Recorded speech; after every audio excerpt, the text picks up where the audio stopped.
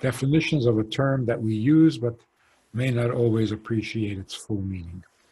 So today we use the word that is very common in Hasidic conversations, and that is the word worlds. The worlds. Higher worlds and lower worlds. The godly, the spiritual worlds and the physical worlds. What is a world? It doesn't mean a planet. We're told that there's infinite, endless number of worlds, but generally they go into the four categories of Atzilus, Bria, Yetzira, Asiya. 4 worlds. Worlds describes the process of creation. When does creation become a world? God said, let there be light. Is that a world? It's a feature of a world. In fact, it's a feature of every world. In the physical world, there's physical light. In the spiritual world, there's spiritual light. So in these revelations, as we go through the process of creation, there are 4 general realities, 4 degrees of removal from God. For example, just an example. When a person experiences a deep pleasure, a number of things happen. There's the behavior. When you see someone doing something passionately, they're running to do it, they're eager to do it. There's movement, there's action that expresses that passion. How far from the passion is the activity expressed by the passion?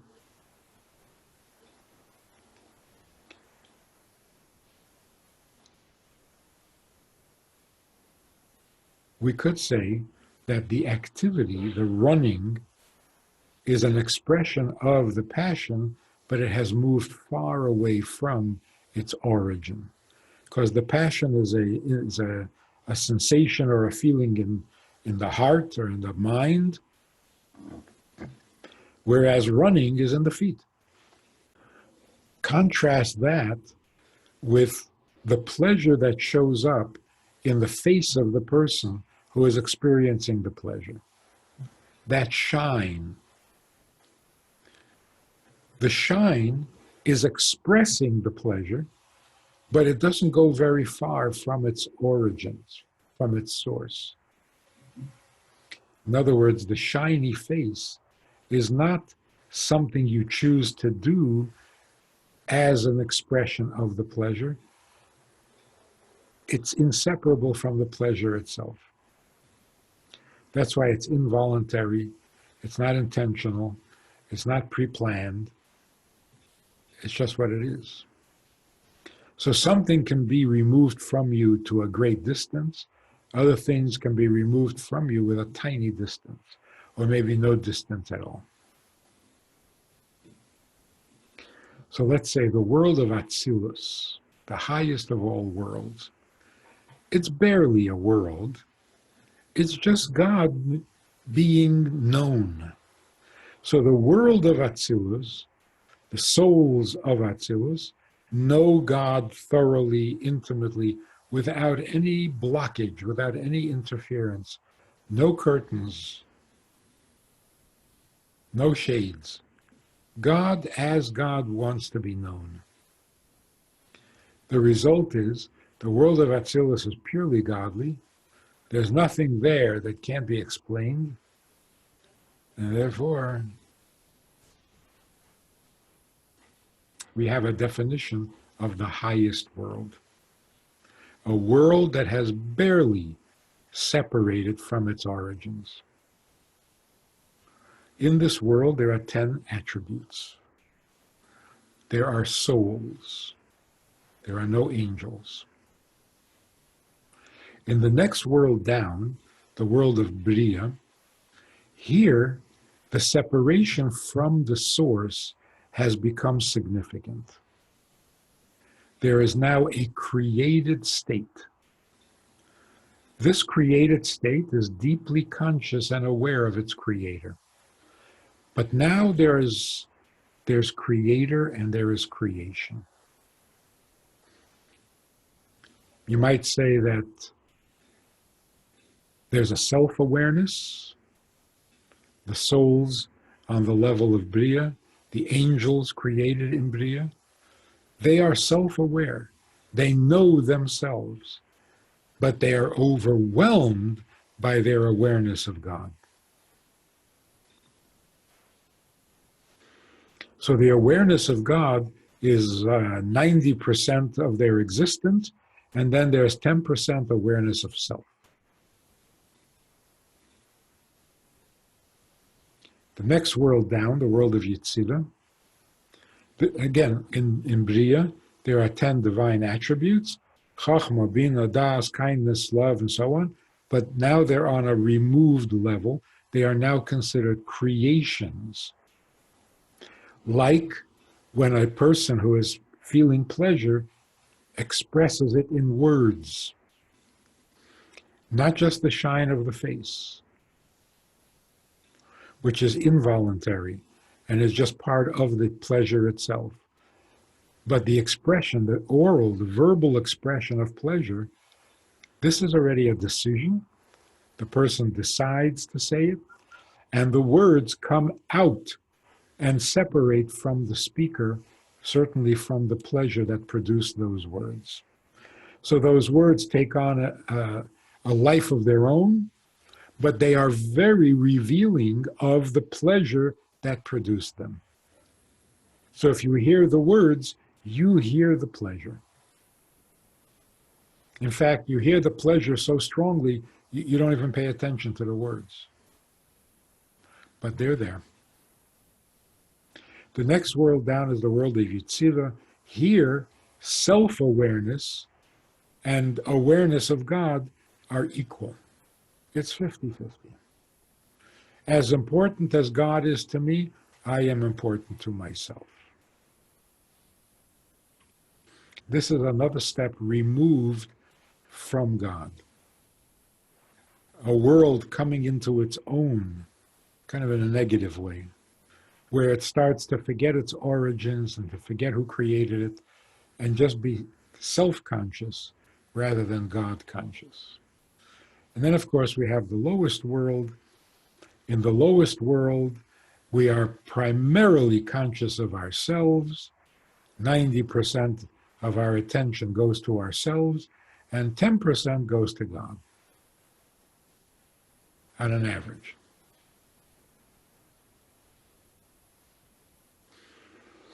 In this lowest world, there are 10 attributes.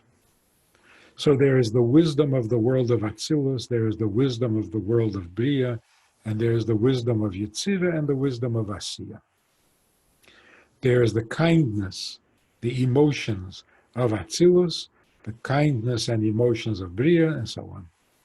So each world is comprised of 10 attributes. They also have souls. In every world, there are souls.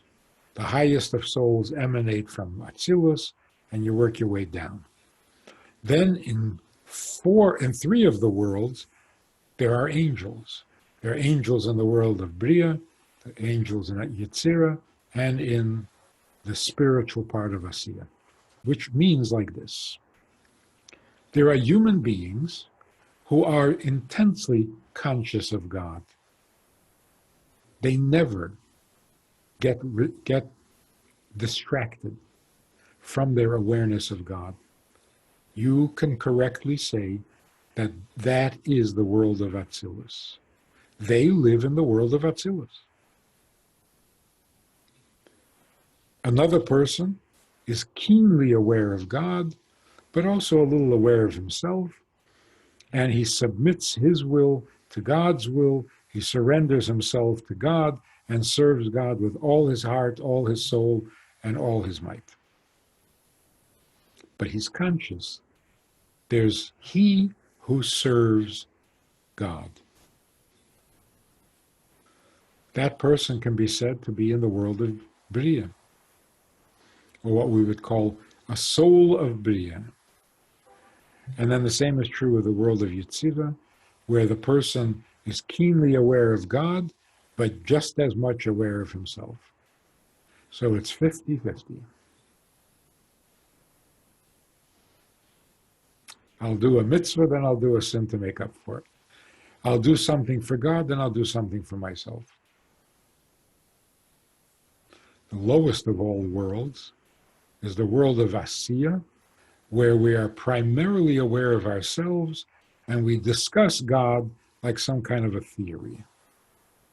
Does he really exist? Do I really believe in him? Does he really run the world? Did he really create the world? We're not sure about him. We're very sure about ourselves. And that is the lowest and the furthest that a world can go from its creator.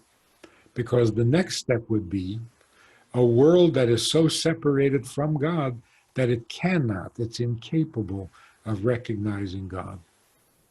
And such a world would have no purpose whatsoever. So this world of ours, where we can deny God or get to know him, this is the lowest possible world. Because a world in which you can't get to know him and you cannot be aware of him, there can't be such a world. There would be no purpose to it. So let's sum it up. A world means a condition that has moved into self-awareness from the creator. Of course, that self-awareness is untrue. It's just the perception or misperception of the beings or the souls of each of the worlds. And people who experience that kind of awareness reflect or are in fact in those worlds. So you have four people standing side by side. One of them is in the world of Atzilus because to him there's nothing besides God. To the second person, he is in the world of Bria because God is so real and so big and so powerful that he surrenders his own will consciously, knowingly, to God's will. The third person is in the world of Yetzirah because to him, when he's in the mood, he serves God because it's half about me and half about God. The last guy, the fourth guy, he is in the world of Asiya. That's the world we're in. To him, serving God and doing a mitzvah is a great sacrifice because he has so many things that he needs to do. He's so busy with so many important things that if he finds a little time to daven or a little time to say Modani in the morning or a little time to put on tefillin during the day, this is to him a compromise and a sacrifice and a step out of his natural behavior. Also, the word olam, which is translated as world, the created condition. Olam is related to the word helam, which means concealment. As a creation moves away from its creator, it conceals its creator more and more. Holy means it does not block, it does not create an interference between the creator and his creation. So unholiness would mean the condition of the lowest world, that the existence of the world is in a silent way a testimony against God. It's only when you use your wisdom and you look deeply into what exists and you get to see its limits, then you know that it's not a conflict with Torah, it's not a conflict with Judaism, because Judaism talks about what is true and real, and this is just a theory in some people's minds. So even if it's a good theory, It's not a contradiction to how God created the world and when God created the world. We know the answer. We don't have to guess. Shalom Aleichem. How are you? You know, I do a lot of talking, a lot of Zooming, many classes, many subjects, but that's all formal stuff.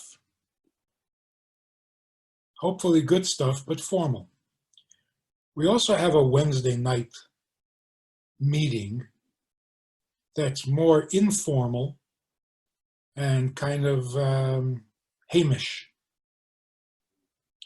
If you want to join us for that kind of an event, interactive, time for questions and so on. If you want to join us for this side of conversation, click on the link below and join us every Wednesday night at 9 o'clock. Well, maybe not every Wednesday night, but we try to make it every Wednesday night at 9 o'clock, a more informal chat, which can be more enjoyable at times than the formal stuff. So check it out. Click on the link and join us. Try it. You'll like it.